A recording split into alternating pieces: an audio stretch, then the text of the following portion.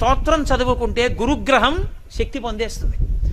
రోజు ఒకసారి దక్షిణామూర్తి స్తోత్రం చదివారనుకోండి చాలు, అంతే. ఆడవనివ్వండి, మగనివ్వండి, పిల్లలవనివ్వండి, ప్రయోజకులు అవుతారు, చక్కగా ఉంటారు. ఏమి పెద్ద ఇబ్బంది పడిపోయి భయంకరమైన స్థితిలోకి వెళ్ళిపోకుండా కాపాడుతుంది దక్షిణామూర్తి స్తోత్రం. అంత గొప్పది. దక్షిణామూర్తి దక్షిణాన్ని ఎందుకు చూస్తాడంటే ఆయన మృత్యుంజయుడు. ఆయన ఉత్తరాన్ని కూర్చుని దక్షిణాన్ని చూస్తాడు. మృత్యువును గూర్చినటువంటి భయము లేనివాడాయన.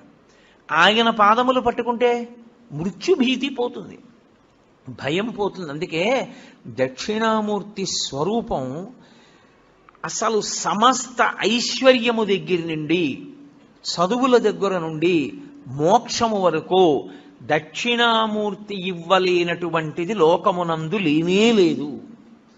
అసలు మీకు నేను ఒక గొప్ప రహస్యం చెప్తాను.